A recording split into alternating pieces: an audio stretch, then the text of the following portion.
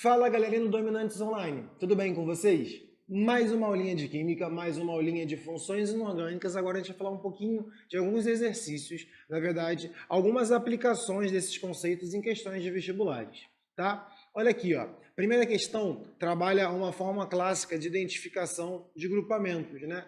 Tradicionalmente, os estudantes aprendem no decorrer do ensino fundamental ou médio as funções inorgânicas. A gente já viu os ácidos, as bases, os sais e os óxidos, ok. Mais especificamente suas formulações e nomenclaturas. E aí aqui ele dá um conjunto de substâncias. Aí a pergunta é, assinale a alternativa que indica corretamente as funções das substâncias. Veja bem, vamos começar não na ordem em relação a isso. A gente sabe que o composto é um óxido, quando na sua estrutura é sempre um elemento ligado ao oxigênio, né? Então, um óxido sempre vai ser um elemento. Na verdade, deixa eu puxar isso para uma folha em branco aqui. Ó, um óxido sempre vai ser um elemento ligado ao oxigênio. Então, é um composto binário, né? Aqui, por exemplo, a gente tem o Al2O3, tá? Mas sempre é algum elemento, alguma quantidade, o oxigênio alguma quantidade. A gente tem aí o CO2, a gente tem aí o Al2O3, que é o caso, e por aí vai. Esses são os óxidos, tá? Bom, óxidos são os mais fáceis de identificar. Até a gente até volta para ver se tem algum outro óxido aqui. Bom, não tem nenhum outro óxido, a gente parte para outra função. Eu vou até mudar de cor para facilitar. A gente pode, por exemplo, ver os ácidos. Como é que são os ácidos segundo a teoria de Arrhenius, que é como a gente classifica os compostos inorgânicos. Um ácido é H alguma coisa. H alguma coisa, tá? Por quê? Porque é o hidrogênio ionizável, ok? Tá? Únicas exceções são aqueles que já estão aqui, ó, nos óxidos mesmos. É a água, por exemplo, né? E a água oxigenada. Fora isso, começa com H, é um ácido. Tu vai ver aqui, ó. Né? Aqui, ó. Por exemplo, vamos voltar aqui, ó. Peraí, ó. Aqui, ó. Você vai ter um. Se eu puxar a caneta certo, funciona. Ó. Agora foi. Esse é um ácido. Por sinal, para a gente começar a lembrar, quando a gente fez nomenclatura, o H2SO3 era um ácido de nome conhecido. Esse é o ácido sulfuroso, tá? Sulfuroso. Esse aqui é o óxido de alumínio. Né? Pega até aqui, ó. Óxido de alumínio.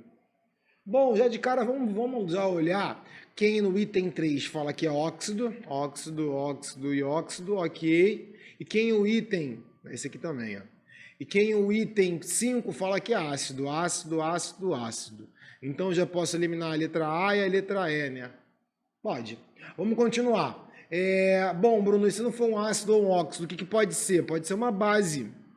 Ou os hidróxidos, as bases ou os hidróxidos. É sempre alguma coisa e OH. Tem a hidroxila, geralmente ligada a um metal, né? Isso assim que a gente identifica a base. E de cara eu tenho aqui, ó, não é com metal, é o hidróxido com o íon amônio, né? O hidróxido de amônio, hidróxido de amônio. Mas está aí outra substância. Base só tem essa, ó, já mataria a questão, acabou. Já marcaria como letra D. Ah, Bruno, e o que sobra aqui? Eu tenho base não é aqui, ó. Tá vendo? Eu estou marcando até errada. Base é aqui, então não posso marcar não. Né? Na verdade, ainda falta o item 4 e o item 1, que não tem nenhuma dessas opções. E aí eu já te mostro a minha lógica. Se o composto não é um ácido, um óxido, um ácido ou uma base, se é um composto inorgânico, a gente classifica ele como um sal. Composto iônico que tenha um cátion diferente de H+, e um ânion diferente de OH-. É o resto, né? Com todo bom som em relação a isso, é o resto das estruturas dos compostos.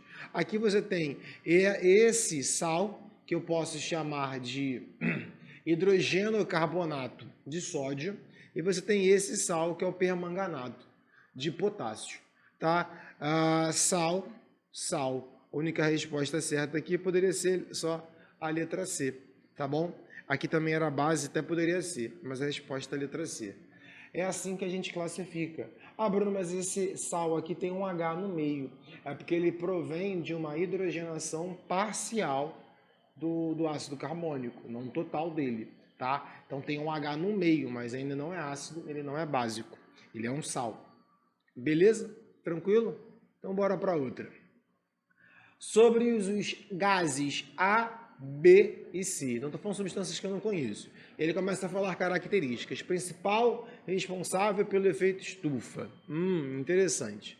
Letra B. É indesejável em baixa atmosfera por ser poluente, mas é indispensável na alta atmosfera por filtrar os raios ultravioletas provenientes do Sol.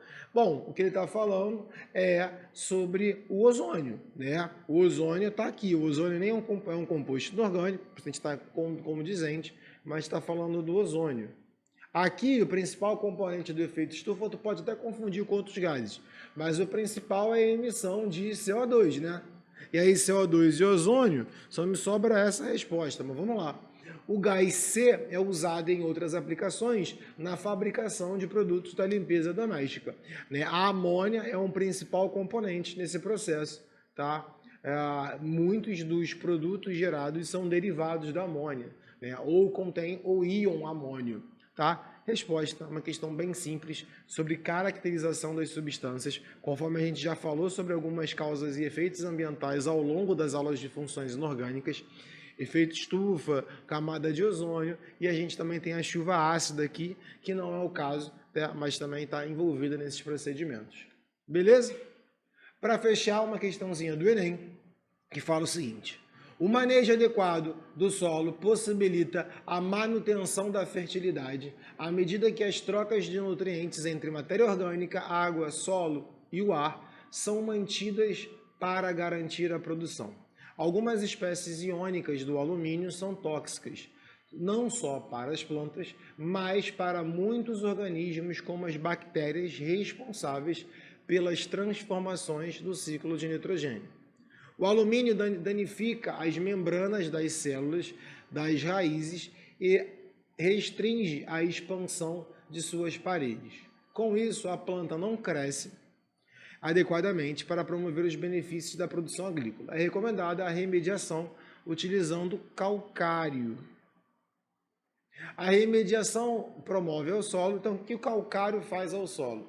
E aí a gente pensar, cara, calcário, que composto é esse? Calcário é um sal, tá? Calcário é um sal. Mas esse sal, o que ele pode prover, né, em relação a isso? A gente sabe que ele está falando desde o começo em relação ao alumínio. As espécies de alumínio são tóxicas. O que ele fala além sobre isso? Então tá. Se ele fala do alumínio de forma geral e fala que ele provém benefícios com um sal, o calcário, vai acontecer uma troca iônica em relação a isso. E aí vamos lá. Diminuição do pH. Solubilização do alumínio, ocorrendo sua lixiviação pela chuva. Interação do íon cálcio com o íon alumínio, formando uma liga metálica. Eu já apontei pela questão estranha. Eu concordo que cálcio e alumínio são metais, né? Mas a gente não tem uma formação de uma liga metálica no solo, né? Tá? Reação entre o carbonato de cálcio e os íons de alumínio, formando o alumínio metálico. Já que a gente forma alumínio metálico na natureza, assim, numa reação tão fácil, provavelmente não. O metal não forma normalmente, principalmente o caso do alumínio, que é altamente reativo, ele se encontra na natureza na forma de bauxita. O aumento da sua alcalinidade, tornando os íons alumínios menos disponíveis. Aí a gente conversa. Por quê? Nesse caso em específico, presta atenção, diminuição do pH é tornar aquilo mais ácido. Então aqui a gente está contrabalanceando em solubilizar o alumínio, deixar o pH mais básico, deixar o pH mais básico ou mais ácido. E aí a gente parte num pensamento do seguinte: carbonato de cálcio é um sal, só que ele é proveniente, né, do CaOH2 que é uma base, e a outra base, ou melhor, o ácido, a outra base foi ótimo, é o ácido carbônico. Então, ele é proveniente de um ácido que é chamado fraco e de uma base que é classificada como forte. Uma base forte e um ácido fraco, quando a gente gera características de um sal, é um sal com características mais básicas do que ácidas. Porque a sua dissociação tende a ser um sal com características mais acentuadas na base.